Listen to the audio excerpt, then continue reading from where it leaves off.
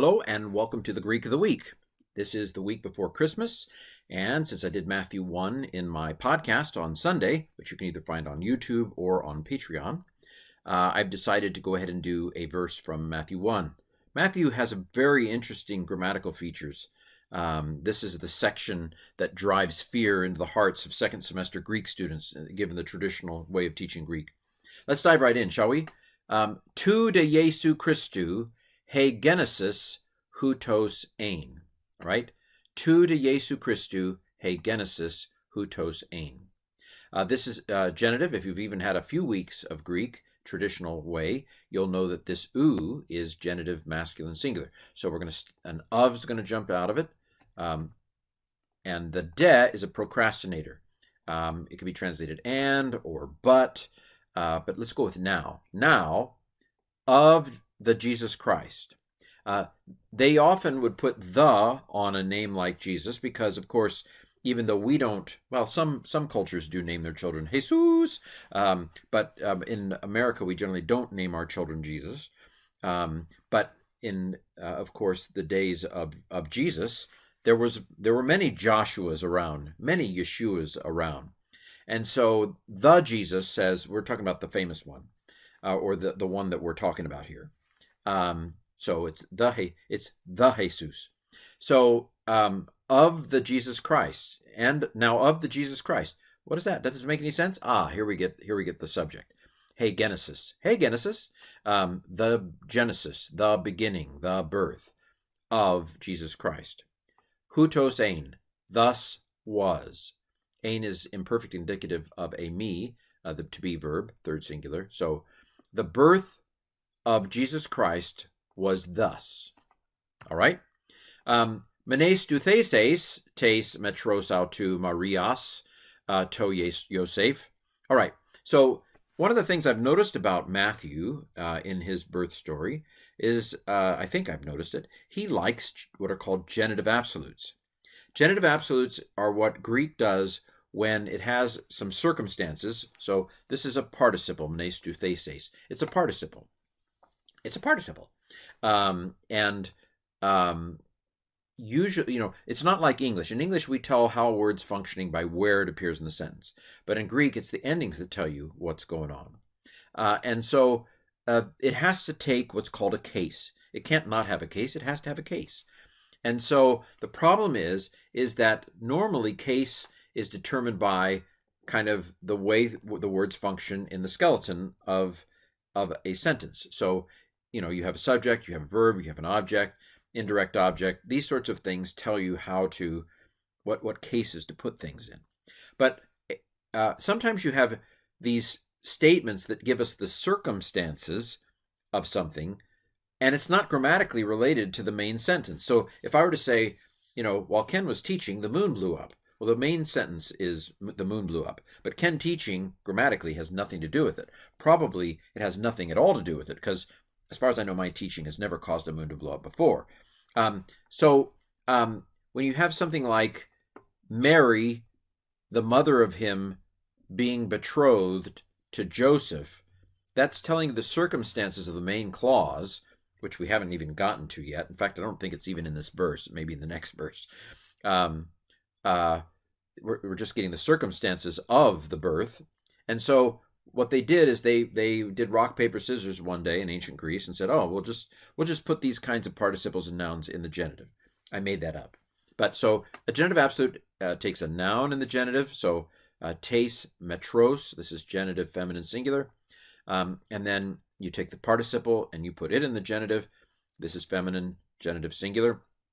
And it becomes something like the mother being pledged, or actually theta epsilon tells me this is an aorist passive participle. So let's go having because it's aorist, been because it's passive, pledged because it's a participle. So his mother having been pledged, his mother Mary having been pledged to Joseph. And that's telling you the circumstances of his birth. And this is called a genitive absolute, a noun in the genitive and a participle in the genitive. So the full parsing of menes dutheses is genitive feminine singular, aorist passive participle, being pledged to Joseph. So they haven't consummated the marriage, but she is promised to Joseph. They've not had any relations with each other. Okay? Again, Matthew seems to like these genitive absolutes. Oh, there's the translation. The mother of him, Mary, having been pledged to Joseph. All right? The rest of the verse also gives us more circumstances, but it does it with an infinitive, which is, I love this verse. It's like the second semester Greek student's nightmare. But it's beautiful once you get it. So this again is telling us the circumstances of his genesis. One of the circumstances is Mary was betrothed to Joseph. Here's the next part. Prin e sunelthein autus, hurethe engastri ekusa, ek pneumatos hagio. Okay, so prin means before. Before, to come together them. That's not good English, is it? So anybody says, I want a literal translation. A literal translation here would be a bad translation. Before to come together them, I always think it's like caveman talk. Before to come together them. But we have to put it in our Greek. We need to play the Greek game, read the rules of the game, play the game. And before to come together them goes into our Greek computer, and it comes out before they came together. In other words, before they had sex. I said the word, I'm sorry. Beep. Just beep it out. Okay, so before they came together, hurethe, she was found. So we saw theta epsilon here was aorist passive. Here theta eta is just a long epsilon, is also aorist passive. But this is aorist passive indicative, third singular from heurisco. She was found. She was found in the belly having. She was found having in the belly. And this is not because she ate lunch.